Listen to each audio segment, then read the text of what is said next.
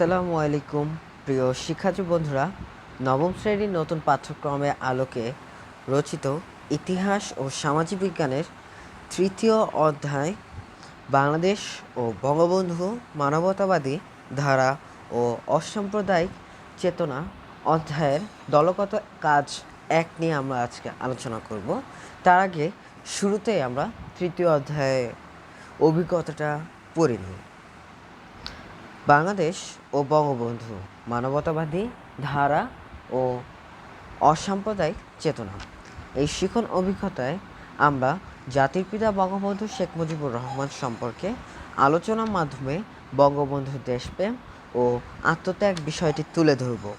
আমরা পাঠ্যপুস্তকে প্রদত্ত তথ্য এবং এলাকার মুক্তিযোদ্ধা বা মুক্তিযুদ্ধ সম্পর্কে জানেন এমন কোনো বয়স্ক ব্যক্তির কাছ থেকে তথ্য সংগ্রহ করব। প্রাপ্ত তথ্য বিশ্লেষণ করে এরপর আমরা ব্যক্তি স্বার্থের ঊর্ধ্বে জাতীয় স্বার্থকে অগ্রাধিকার দেওয়ার জন্য ব্যক্তিগত, সামাজিক ও রাষ্ট্রীয় অবস্থান থেকে আমাদের করণীয় কী কী তা নির্ধারণ করব।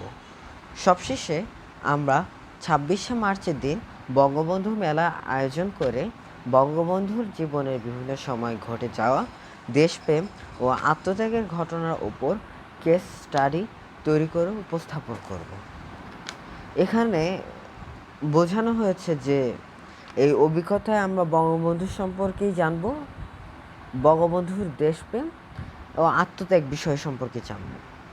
আর মুক্তিযুদ্ধ সম্পর্কে যারা জানেন বা মুক্তিযোদ্ধা যারা ছিলেন তাদের কাছ থেকে তথ্য সংগ্রহ করা লাগবে, প্রাপ্ত তথ্য বিশ্লেষণ করা লাগবে, ব্যক্তি স্বার্থের ঊর্ধ্বে জাতীয় স্বার্থকে অগ্রাধিকার দেওয়া লাগবে, ব্যক্তিগত, সামাজিক, রাষ্ট্রীয় অবস্থান থেকে আমাদের করণীয় কী কী সে বিষয়ে।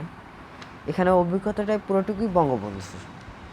আর সবশেষে একটা দলগত কাজ 4 আছে, সেখানে বঙ্গবন্ধু মেলা আয়োজনের কথা বলা হয়েছে।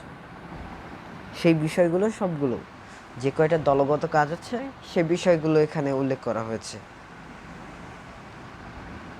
দলগত কাজ 1, আমরা 5 থেকে 6 জনের দল গঠন করি।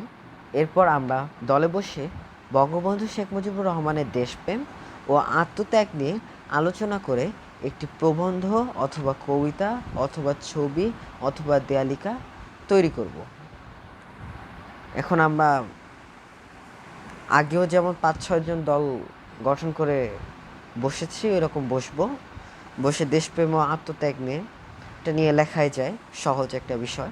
প্রবন্ধ, কবিতা, ছবি, দেয়ালিকা, তার মধ্যে আমার মনে হয়েছে কবিতা লেখাটাই ভালো হবে, তাই আমি কবিতা লিখেছি। তোমরা চাইলে, তোমরা যদি বলো অন্য বিষয়েরও ভিডিও দিতে, তাহলে প্রবন্ধ, ছবি, দেয়ালিকা এসব বিষয়েরও আমরা ভিডিও ছাড়ব। তো এখানে মূলত উত্তরটা দেওয়া লাগবে। যারা এ4 করতে চাও তাহলে এ4 স্যার ম্যাডামরা যেভাবে বলবে ওভাবে করবা। এই হচ্ছে কবিতাটা। শেখ মুজিবুর রহমান কবিতার নাম। যতকাল রবে পদ্মা যমুনা গৌরী মেঘনা বহমান, ততকাল রবে কীর্তি তোমার শেখ মুজিবুর রহমান। বিশ্বের একজন বাঙালি শ্রেষ্ঠ শেখ মুজিবুর রহমান, পরাধীন বাংলাকে স্বাধীন করে নিয়েছ সবার উপরে স্থান।